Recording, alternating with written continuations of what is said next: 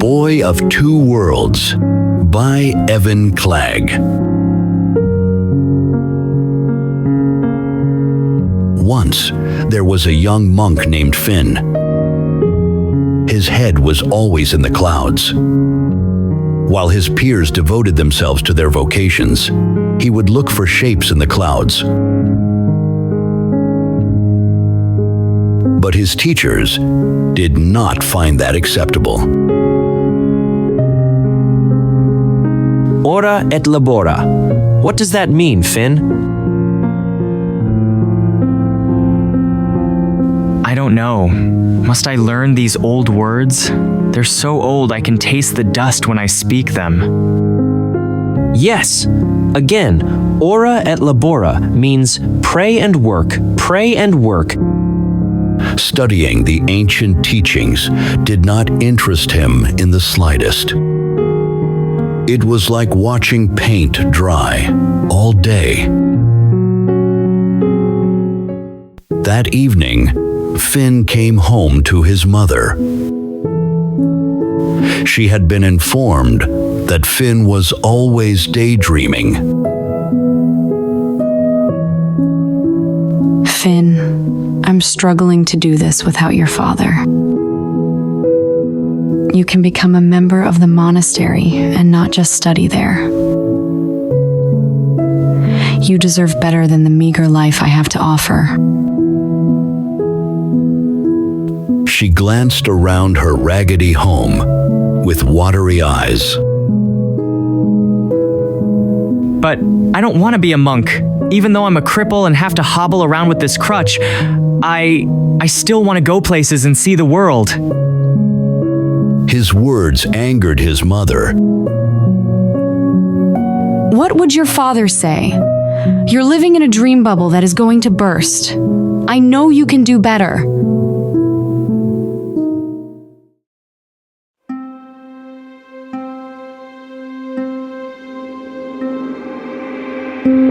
The next day, Brother Surya was especially harsh. He just kept hounding Finn. Then Finn's patience began to wear thin. I will not allow you to continue dreaming about adventures and all the other useless thoughts that swirl around and around in your stubborn head. Finn lowered his head in sorrow.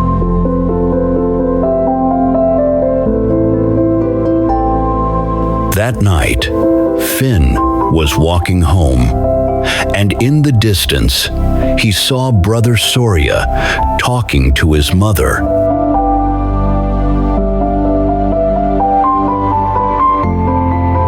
An asthma attack slowly crept up on Finn. He started to cough and felt lightheaded. His chest started to feel tight, as though someone was sitting on it. He hid in the hollow of a wizened oak tree and wished dearly for a place he could escape to. But then he heard a kind voice echoing in his mind. You don't belong here. Suddenly, he fell backward down through the hollow of the oak. When he finished tumbling down, he rested on a soft carpet of emerald-colored moss. When he looked up, standing before him was a young girl. She had snow-white hair that went down to her ankles and wore a white dress that nearly covered her toes. Her eyes were as blue as the ocean and held a dazzling constellation of stars. You're late. I expected you sooner. That leg of yours needs mending. Huh? My leg's been crippled for years. She held out a small bottle made of jade. She popped off the cap and handed it to him. It tastes quite nice. Finn drank it, and to his surprise, he regained feeling in his crippled left leg, and his asthma faded away.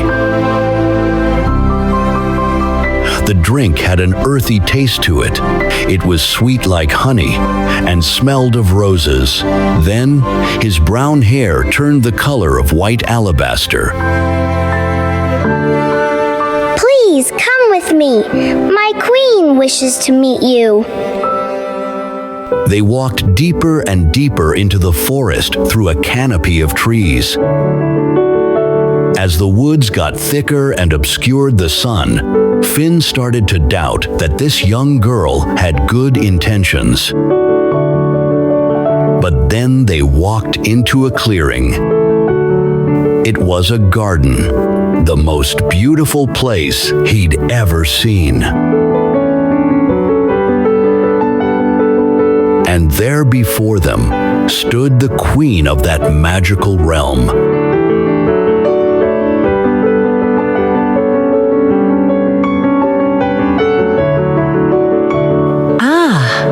The child of the sun has arrived. Someone fetch Rowan. I am Queen Maeve. That doorway you fell through when you were hiding in the hollow of the oak tree only opens to those who are in great need and are pure in heart. And where exactly am I? This realm is a reflection of your heart. And your outward appearance now mirrors your heart as well. If anyone came here with darkness in their heart, the surroundings would reflect that too.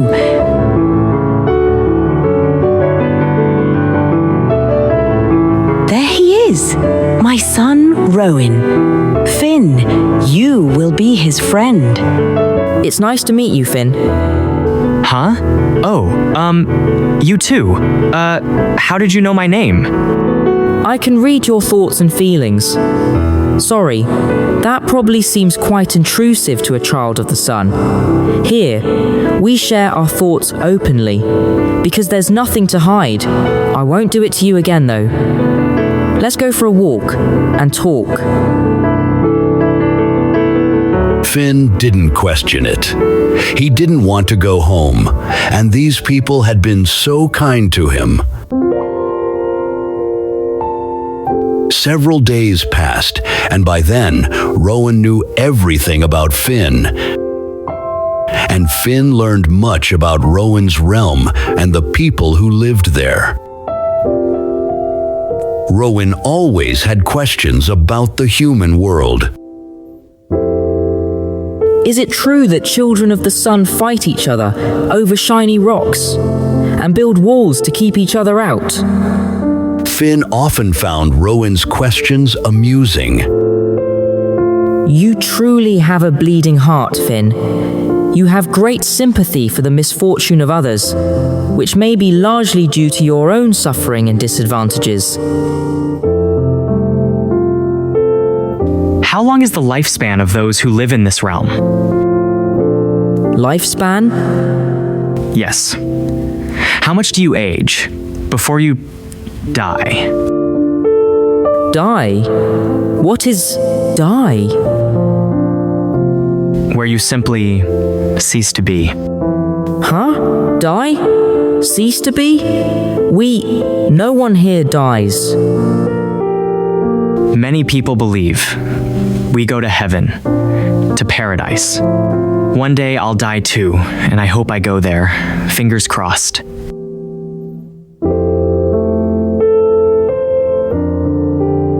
This is paradise. Stay here with me. Here the senses are sharp. Music can be heard on the wind.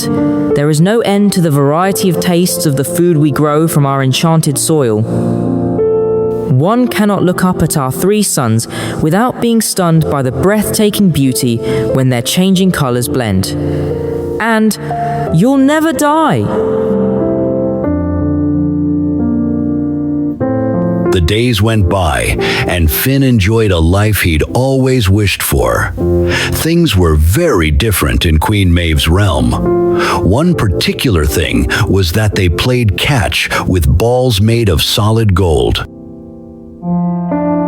Finn remembered his mother and how she struggled to take care of him. His father had passed on, and she was trying to navigate parenthood alone.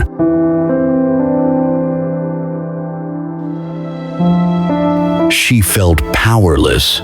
He imagined her, devastated, sitting at home, still mourning the loss of him. He resolved to ask Queen Maeve if he could return to his mother. Queen Maeve very kindly gave him permission to return home. However, he did not tell anyone what he planned to do before leaving. Finn sat in a field with Rowan. The sky was a pale gray color. Rowan wondered why, but Finn knew. The realm was reflecting the sadness in his heart. Finn thought to himself, When I return, I'll become a burden again. Mother struggled so much just to care for me. No more. I'll fix things. Finn said that they should play catch and purposely threw the ball as far as he could. When Rowan went to retrieve it, Finn left swiftly, carrying a golden ball that he swiped. So, he left their realm, stepping out onto the dry, sickly green-colored grass of the human realm. He thought all would be well, but then he heard the words. Traitor, thief, false heart. It was the voice of Queen Maeve herself. Finn ran as fast as he could toward home, but his leg became paralyzed again, like it was before he entered Queen Maeve's realm. His hair returned to its faded brown, scruffy look. And then he fell. He fell hard on the ground, scraping his knees and palms. He could not outrun Queen Maeve. She came close to him, looking at him with rage-filled eyes. You are no longer welcome in my realm. You were a wolf in sheep's clothing. So I curse you to live as a wolf until the end of your days. Queen Maeve vanished. Then Finn felt strange. Suddenly, his senses became almost unbearably sharp. Every sound around him was painfully loud.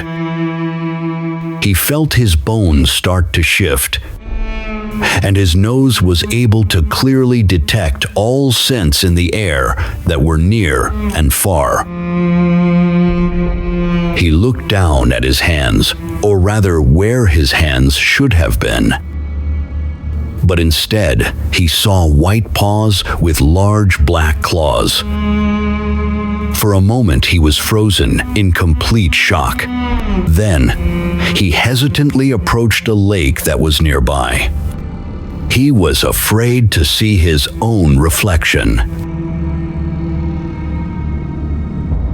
When he looked down at his reflection, he didn't see just a wolf. He saw a large, ugly, and ferocious-looking beast with monstrous teeth. He knew there was no way he could approach his mother like this. He turned and saw a terrified young boy, frozen in fear. He cried out to his father. 3 men came running to his side. Back, beast, or I'll have your head above my fireplace! Finn withdrew in fear. He tried to speak, but all they heard were threatening sounds of a monster. So, Finn fled into the woods. After Queen Maeve returned to her realm, Rowan cried out in despair.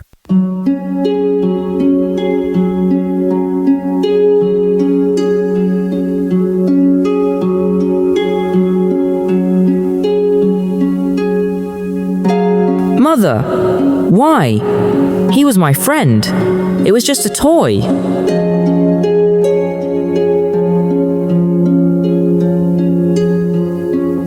He lied, Rowan. He stole from you. Lying and failure to keep a promise are the greatest of offenses. Then her anger tore a rift in the sky. It was reflecting the darkness in her heart that slowly began to erode the goodness in her, clouding her vision. Leave me, Rowan. I must gather my thoughts alone for today.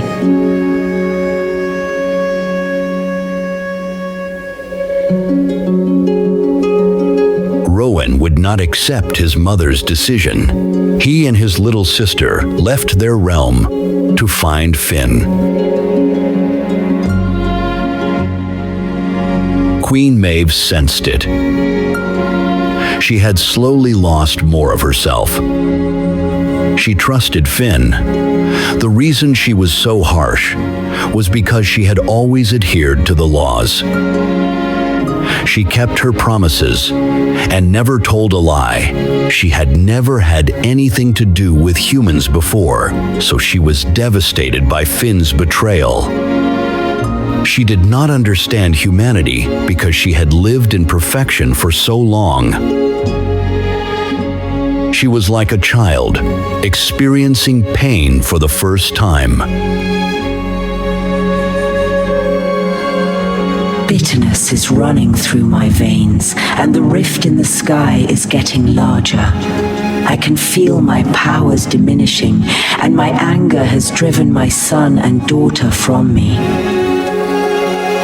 She walked to the place where her children would play and picked up one of Rowan's toys. She was disturbed that her anger caused her children to leave her, looking up again at the rift in the sky that had not ceased to grow. Her powers faded more and more rapidly.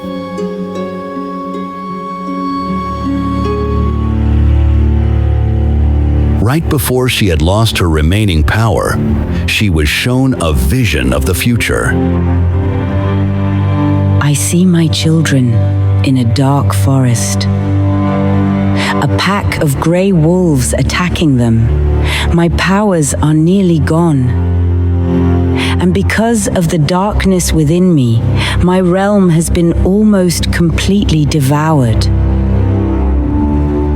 Finn's mother was also in search of her own son. Somehow she knew he was lost in the forest.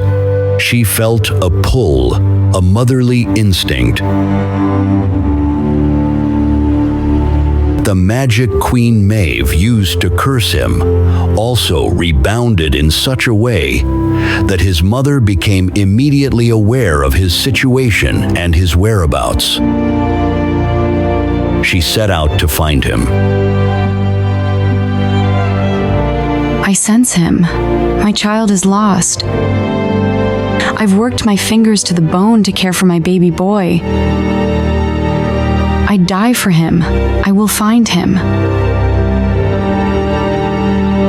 The shadows of the trees made it difficult for Rowan and his sister, who at that same moment were searching for Finn.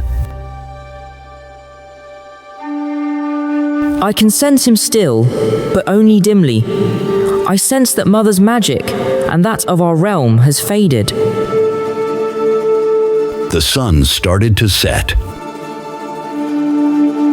Brother, why is the sky getting dark? Hello there.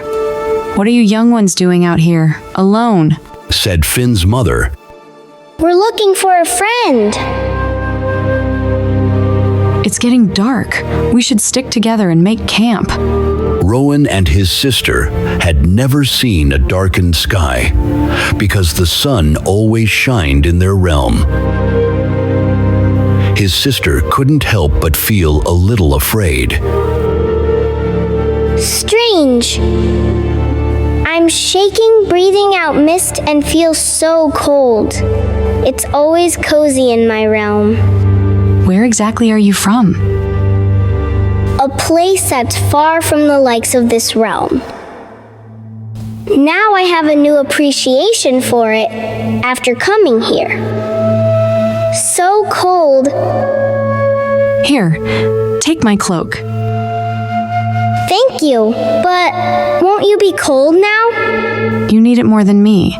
You both should sit next to each other. Your shared body heat should get you through the night. But what about you? I'll be all right. Don't worry about me. I'm used to this. Being a human must be hard. It can be, but it has its joys as well. Queen Maeve wandered the forest without her powers, searching for her children.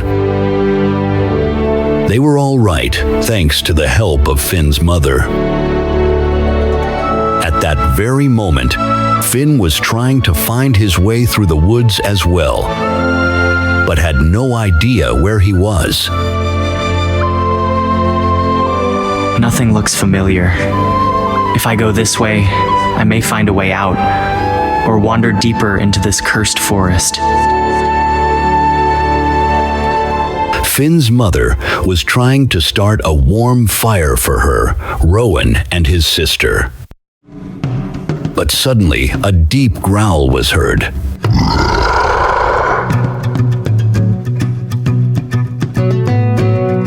They're gray wolves. Not as bad as black ones, but still bloodthirsty.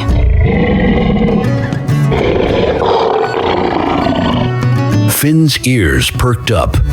He was near enough to hear the wolves, and a familiar voice as well. It was the voice of his mother. He ran as fast as he could in the direction of the sound. Finn saw his mother, Rowan, and his sister. He leapt in front of them and scared the wolves with his fury. Snarling and growling, the gray wolves backed away. They were frightened of Finn. But due to Queen Maeve's loss of her magic, her spells lost their power. Finn could feel his senses dulling and his bones shifting again. He had taken his human form once again. Far away, Queen Maeve continued her search for them.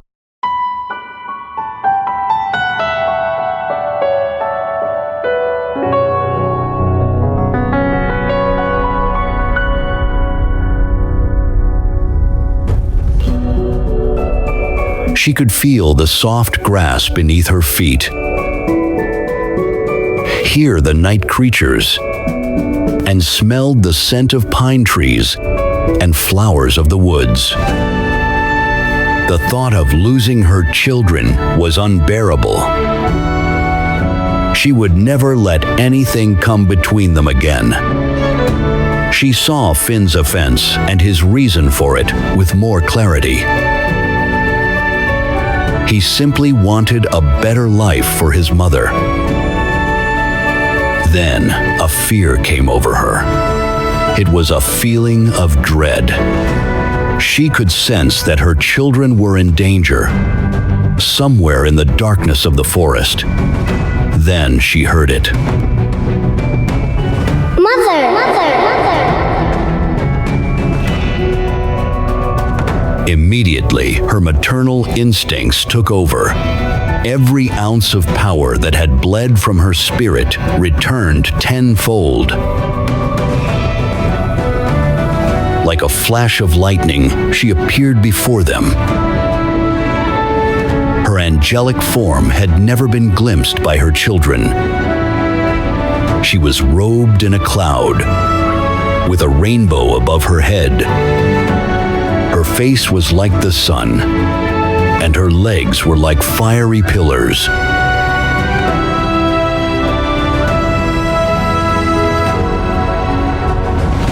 The wolves cowered and ran away with their tails between their legs. Her children, Finn and his mother, looked upon her in awe.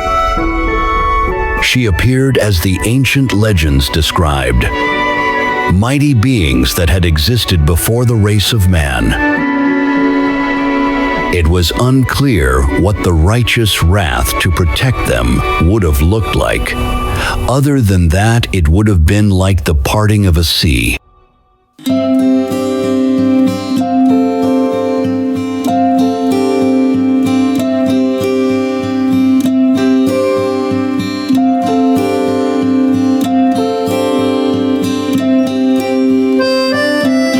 Once again, the sky in Queen Maeve's realm was clear and serene. She invited Finn and his mother to live there with the freedom to come and go. Rowan had his friend once again, and his sister found joy in an unbroken and blessed new family. Queen Maeve had learned the value of forgiveness and a deeper sense of love and compassion. Finn's mother no longer bore the weight that she had for so many years, with so many tears. In the darkness, there is light. Even if it's small, it's better than the darkness. And the more you nurture it, the more it will grow. When you fall down, look up at the sky. It's beautiful, isn't it?